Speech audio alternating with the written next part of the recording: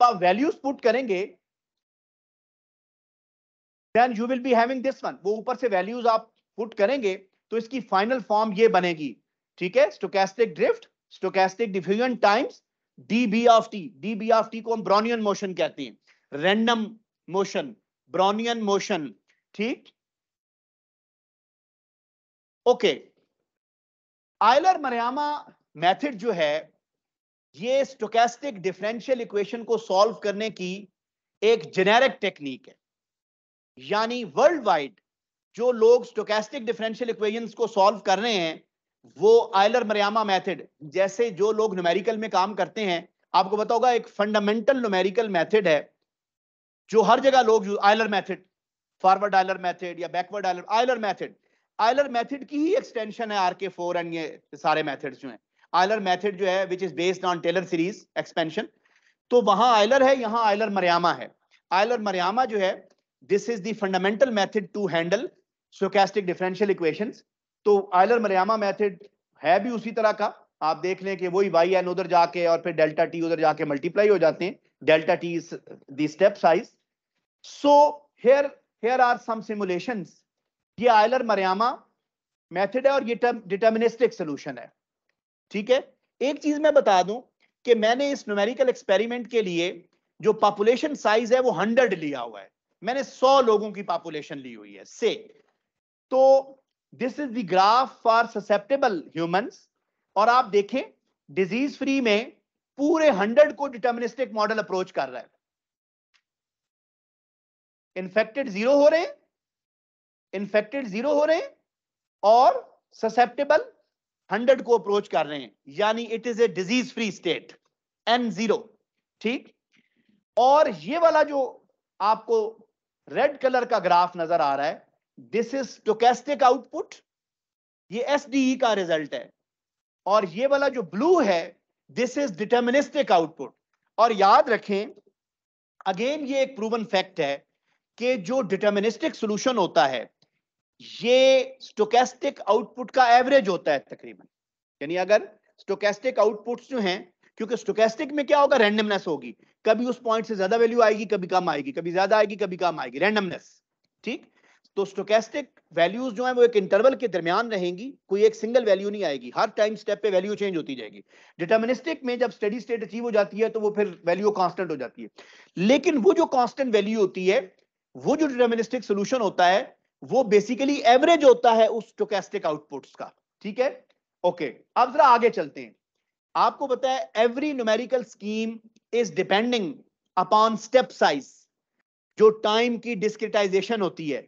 जैसे आपने 0 से लेके 10 तक जाना है तो आपको टाइम सिलेक्ट करना पड़ेगा। आप में से भी कई लोग न्यूमेरिकल में काम कर रहे होंगे कि आपने 0 से 10 तक जाना है तो आपने स्टेप साइज कितने का लेना है, 1 का लेना है, 0.1 का लेना है, 0.01 का लेना है। जितना छोटा स्टेप लेंगे उतनी कंप्यूटेशन ज्यादा करनी पड़ेगी। 0 से 10 तक जाने के लिए अगर स्टेप साइज 1 हो तो सिर्फ 10 स्टेप करने पड़ते हैं, लूप 10 दफा चलेगा। लेकिन अगर 0.1 हो तो फिर 100 दफा चलेगा, और 0.01 हो तो 1000 दफा चलेगा। वो उतनी उतनी आपको कंप्यूटेशनल वर्क बढ़ता जाएगा। एनी हाउ, जैसे ही हमने स्टेप साइज को थोड़ा सा चेंज किया, see what happened here, the Euler Maruyama scheme becomes unstable. Euler Maruyama क्या कर रही है, वो देखिए ऊपर 120 और 125 भी रिजल्ट्स दे रही है और नीचे नेगेटिव वैल्यूज भी दे रही है। This behaviour is due to scheme dependent instability. This is not the actual behaviour of the SDE। Actually SDE कभी ऐसे बिहेव कर ही नहीं सकती। क्यों? क्योंकि SDE मॉडल कर रही है एक डिजीज को। तो डिजीज में कब नेगेटिव वैल्यूज होती हैं? डिजीज में लोगों की तादाद नेगेटिव होती है। और कोविड में कभी खबरों में सुना कि अल्हम्दुलिल्लाह आज कोविड की तादाद में के मरीजों की तादाद -100 हो गई है? कभी भी नहीं सुनेंगे, क्योंकि 0 हो सकती है, माइनस में नहीं जा सकती। इसी तरह कभी ऐसा भी नहीं होगा कि 100 लोगों की पॉपुलेशन हो और कोविड के मरीज उसमें से 120 हो जाएं, ऐसा नहीं होगा। सो this is not the true behaviour of the model, this is scheme dependent instability. Again this is endemic equilibrium. अब ये आयलर मरियामा को हम एंडेमिक इक्विलिब्रियम के लिए देख रहे हैं। Situation is fine if we take this step size in both susceptible and infected humans. But if we change the step size a little further, then this will happen. तो again इसका मतलब है कि वो हमारा एनालिसिस खराब हो गया. अगेन इसका मतलब ये है कि वो जो स्कीम है वो अनस्टेबल हो गई. ठीक है जी. अब आगे चलते हैं दूसरी अप्रोच के ऊपर. ये है non parametric perturbation stochastic SIS model. Non parametric perturbation में हम क्या करते हैं, जरा सुन लें सब लोग जो स्पेशली यंग हमारे रिसर्चर्स हैं, कि जो डिटर्मिनिस्टिक मॉडल होता है उसमें हम रैंडमनेस खुद से डालते हैं. ये रेड वाला मैंने खुद से किया हुआ है. सिग्मा 1 और सिग्मा 2 जो हैं, दीज आर बेसिकली स्टोकेस्टिक, क्या है जी, रैंडमनेस. यानी ये रैंडमनेस हम, अगर ये रैंडमनेस 0 हो जाए, अगर मैं सिग्मा 1 सिग्मा 2 0 कर दूं, तो वो ये वही डिफरेंशियल इक्वेशन बन जाएगी. सो इस रैंडमनेस को हम खुद से इंट्रोड्यूस करवाते हैं, where sigma i's are stochastic perturbations, इन्हें पर्टर्बेशन भी कहते हैं, stochastic perturbation, and B i's are Brownian motions. तो अब ये जो मॉडल 4 बन गया है, इसको हम कहते हैं non parametric perturbation stochastic model. अब ये चूंकि जो non parametric perturbation stochastic model है, ये हमारा जो एक फॉर्मेट होता है डिफरेंशियल इक्वेशन वाला, उसके बहुत ज्यादा करीब है. ये भी बिल्कुल उसी तरह की डिफरेंशियल इक्वेशन होती है. सो इसके लिए हम वही वाले डिफरेंशियल इक्वेशन वाली टेक्निक्स भी यूज कर सकते हैं, बट विद स्लाइट वेरिएशन. वहां हमने पढ़ी थी आयलर या RK4 मेथड. अब हम उसको स्टोकेस्टिक आयलर और स्टोकेस्टिक आयलर RK4 बना देंगे. और एक और अप्रोच जिसके ऊपर हमारा ग्रुप काम करता है, यहां भी डॉक्टर साहब भी काम करते हैं, अब्दुल खालिक साहब, non standard finite difference theory या non standard finite difference modelling, वो भी हम अप्रोच यूज करते हैं. Okay, a non standard finite difference method is a discrete representation of differential equations which is based on the following rules. There are other rules also, but यहां मैं सिर्फ 2 का जिक्र कर रहा हूं. एक उनमें से क्या है कि non-linear terms in general be replaced by non-local discrete representations. अब इसका मतलब क्या है कि non-linear terms जो हैं ये non-local वे में कैसे रिप्रेजेंट की जाती हैं. आमतौर पे आप लोग आयलर मेथड लिखते हैं तो फॉर एग्जांपल कोई प्रोडक्ट टर्म आ गई, जैसे SI एक प्रोडक्ट टर्म है, तो आप इसको भी n पे लेते हैं, इसको भी n पे लेते हैं. लेकिन यहां ऐसा नहीं करते. यहां हम अपनी रिक्वायरमेंट के मुताबिक बीटा SI अगर लिखा हुआ है तो इसको हो सकता है हम यूं लिख दें SN+1 IN, यानी किसी एक वेरिएबल को अगले टाइम स्टेप पे ले लेते हैं. इसे कहते हैं non local approximation of non linear terms. ठीक है जी. एक तो ये हम करते हैं. दूसरा काम हम क्या करते हैं, बहुत इंपॉर्टेंट बात है, कोई अगर आप में से NSFD के ऊपर काम करना शुरू करेगा तो ये 2 बातें उसको पता होनी चाहिए. दूसरा ये है नॉन ट्रिवियल डिनोमिनेटर्स. अब नॉन ट्रिवियल डिनोमिनेटर्स क्या होते हैं, ये कुछ वो है साफ करने वाला,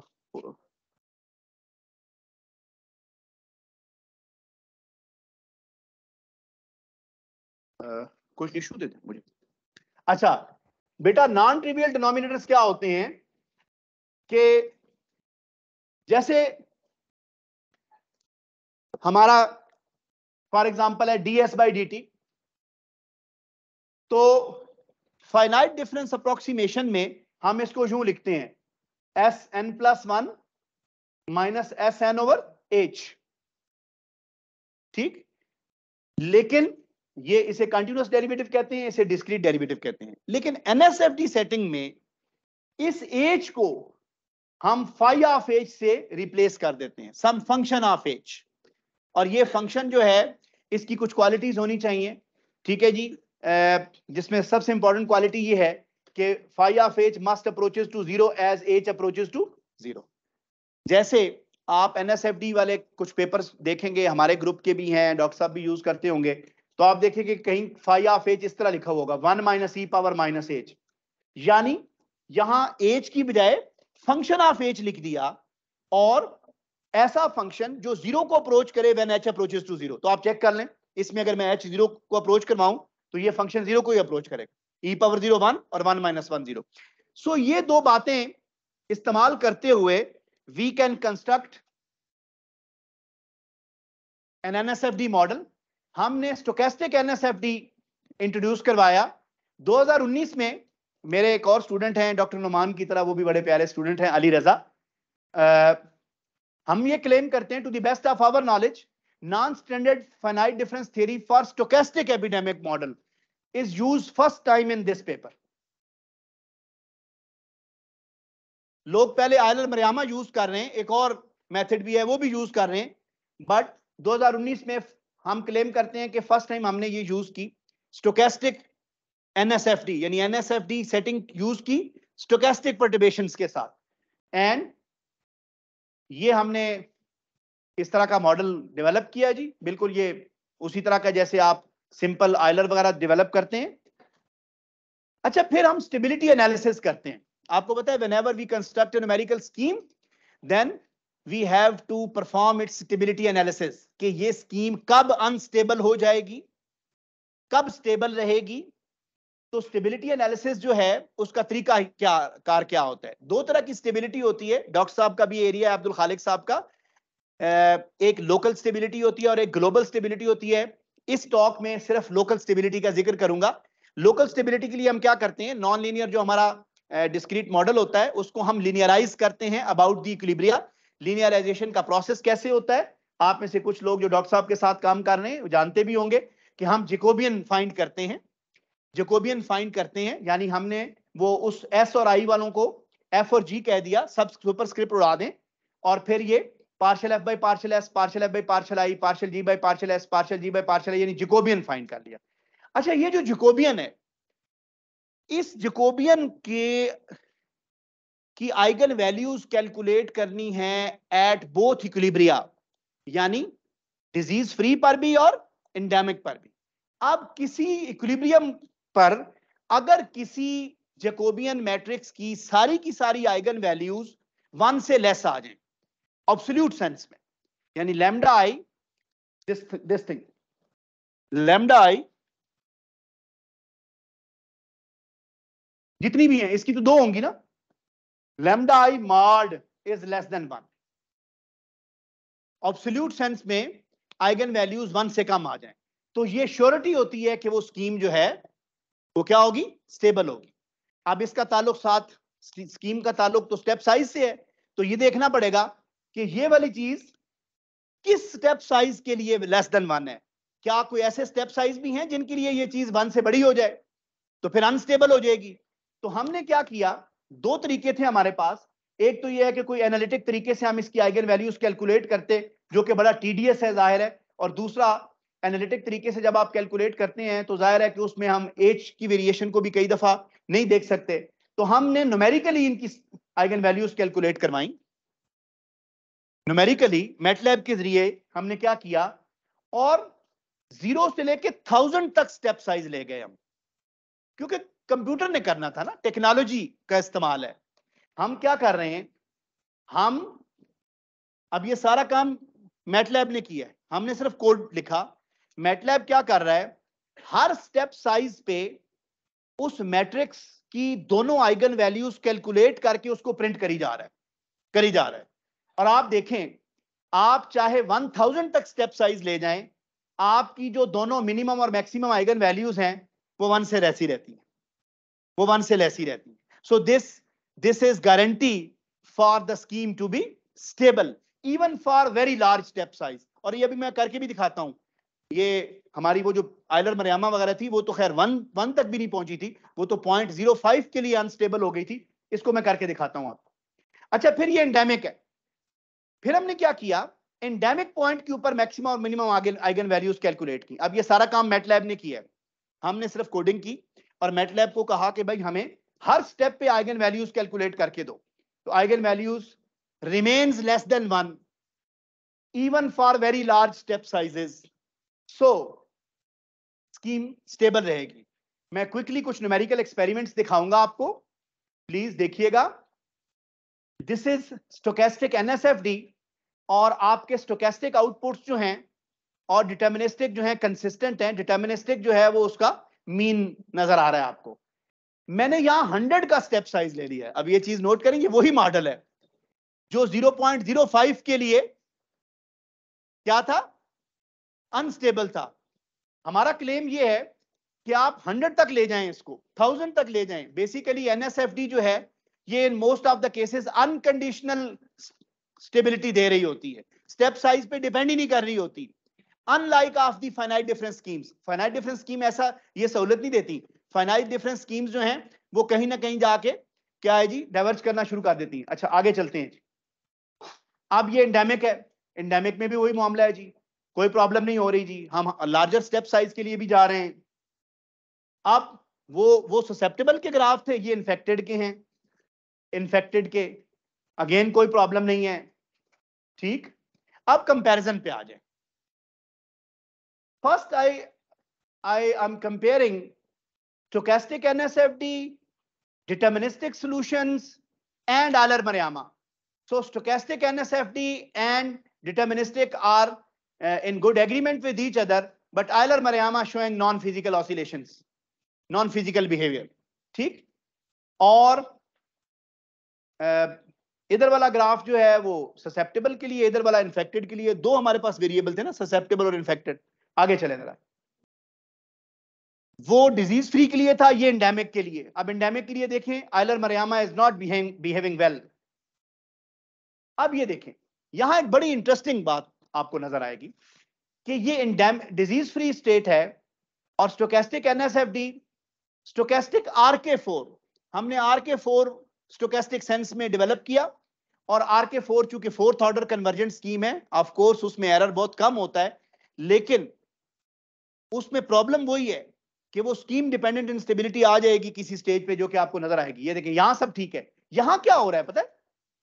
interestingly RK4 is showing convergence at a false steady state, यानी जहां RK4 जा रहा है वहां तो जाना ही नहीं था।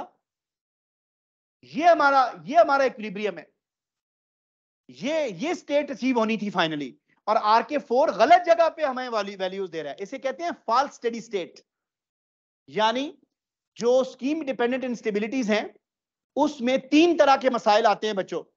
एक मसला पॉजिटिविटी लूज हो जाती है, यानी स्टेट वेरिएबल तो नेगेटिव हो ही नहीं सकते, स्कीम नेगेटिव वैल्यूज दी जा रही है। दूसरी बात अनबाउंडेडनेस के स्टेट वेरिएबल्स बाउंडेड है, जैसे हमारे पास टोटल पॉपुलेशन अगर 100 है तो कोई भी सब पॉपुलेशन 100 से ज्यादा नहीं होनी चाहिए, लेकिन सब पॉपुलेशन 100 से भी ज्यादा आ रही है, इसे कहते हैं अनबाउंडेडनेस। और तीसरी बात false steady state. False steady state mean ये है कि उधर से हमारा जो इक्विलिब्रियम निकला है वो तो निकला था ये, जबकि RK4 यहां वैल्यूज देना शुरू कर गया है, यानी फॉल्स स्टेडी स्टेट। ये डिटर्मिनिस्टिक में भी प्रॉब्लम होती है RK4 में। Okay, same is the case here के इन्फेक्टेड के लिए यहां ठीक है, लेकिन जब थोड़ा सा स्टेप साइज बढ़ाएंगे तो आप ये देखें कि यहां सारी डाइवर्जेंस हो रही है। मैंने इसको लिमिट लगा के यानी इतना ग्राफ बनाया है, अदरवाइज ये सारा डाइवर्जेंट रिजल्ट है RK4 का। So what is the moral of the story? A reliable numerical analysis for stochastic SIS epidemic model is presented in this work. Results are compared with Euler-Maruyama and stochastic RK4. Numerical investigations show that these methods have certain limitations and do not remain consistent with continuous model.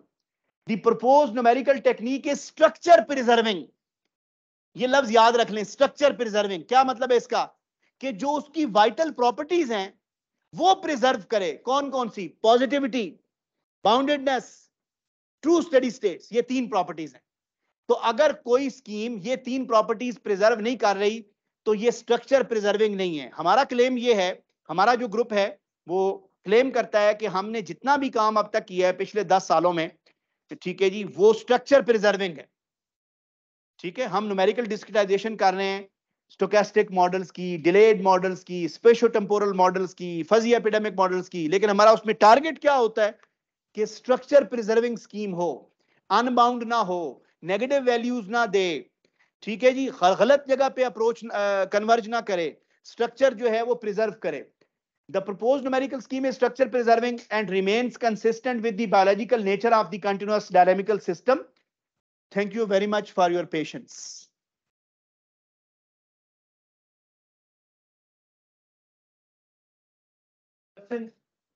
जी, ये तो इन्होंने मुझे कहा कि मैं आज आपकी talk सुनने आया हूँ specially. So your all of your questions are most welcome. Fine कर देना था करना। अच्छा जी बेटे।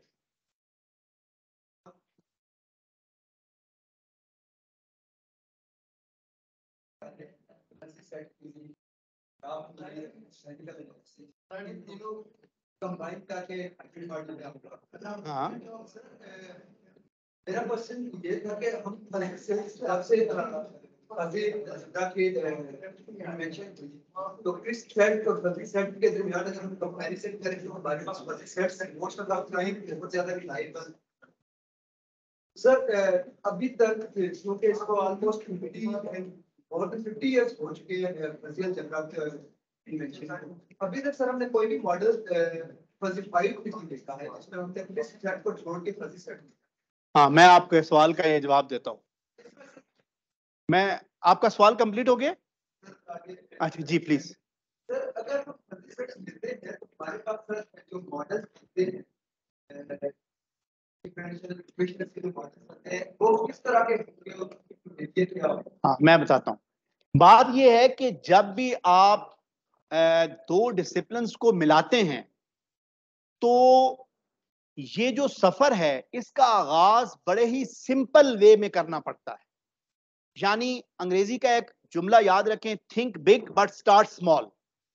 मैं आपको मिसाल देता हूं कि फजी एपिडेमिक मॉडल्स के ऊपर जब हमने काम शुरू किया, फजी डिफरेंशियल इक्वेशंस बनाई, उसमें हम ये करते हैं कि हम जो ये पैरामीटर्स हैं बीटा वगैरह जो हैं, बीटा और अल्फा वगैरह, इनको हम फजी असाइनमेंट्स जो होती हैं ना, रिलेशन फजी असाइनमेंट्स और रिलेशनशिप असाइन करते हैं। हमने फिलहाल ट्रायंगुलर असाइन किए हैं, उसके बाद रेक्टेंगुलर होते हैं, हेक्सागोनल होते हैं, अभी आगे का सफर है। मैंने अपना एक पेपर, हमारे एक कुलीग हैं उस वक्त मलेशिया में थे, अब इटली चले गए, उनको भेजा तो उन्होंने मुझे कहा कि ब्रदर इट्स जस्ट स्टार्ट, ये तो बड़ा लंबा सफर है। वो और बात है कि उस स्टार्ट पे भी उस बंदे ने को 10-15 पेपर कर लिए हैं, अच्छा काम किया है, अच्छे जर्नल्स में छपा है, लेकिन अभी बिल्कुल स्टार्ट है। यस, आगे से आगे का सफर जारी है। फिलहाल हमने क्या किया है मैं वो बता देता हूं कि हमने फजी डिफरेंशियल इक्वेशंस बनाने के लिए डिफरेंशियल इक्वेशंस के अंदर जो पैरामीटर्स हैं उन पैरामीटर्स को हमने फजी सेंस में लिया है। और फजी सेंस में आपको पता है वो रिलेशनशिप असाइन करते हैं हम, तो अभी हमने ट्रायंगुलर रिलेशनशिप्स असाइन किए हैं। अभी अगला काम हमारा ये है कि वो रिलेशनशिप्स की हम बढ़ाते जाएंगे, वो ना रेक्टेंगुलर और हेक्सागोनल और आगे। लेकिन अगेन मैं ये समझता हूं कि रिसर्च जो है ये इसका कोई एंड नहीं है ये। अच्छा, इसी तरह ग्राफ थ्योरी की जो अप्रोच हमने यूज की है एक दो पेपर्स में, एक पेपर हमारा पब्लिश हो चुका है, एक दो रिव्यू में है, उसमें हमने कुछ नेटवर्क्स जो हैं उनको, मेरी लास्ट टाइम बल्कि डॉक्टर साहब से भी डिस्कशन हुई थी, डॉक्टर अपने आपके एचओडी साहब जो हैं कामरान साहब से भी मैंने वो पेपर शेयर भी किया था। उनमें हमने एक दो के किस्म के, एक ईआर नेटवर्क होता है और एक बीए नेटवर्क होता है, तो ये दो नेटवर्क्स हमने फिलहाल यूज किए हैं। ये एक नया एरिया है, इसे नेटवर्क एपिडेमिक्स कहते हैं। वो डिफरेंशियल इक्वेशन उसमें नहीं बनती, वो डिफरेंशियल इक्वेशन के पैरेलल अप्रोच है। तो उसमें हम ये करते हैं कि जैसे एक नेटवर्क है, उस नेटवर्क के अंदर कोई अगर एक बंदा इन्फेक्ट हो जाए तो वो जिस के साथ कनेक्ट होगा, अब ग्राफ थ्योरी के लोग बताएंगे, ये मेरे एक और बड़े प्यारे दोस्त बैठे हैं सैयद ताहिर रज़ा रिजवी साहब, इनकी टॉक भी है।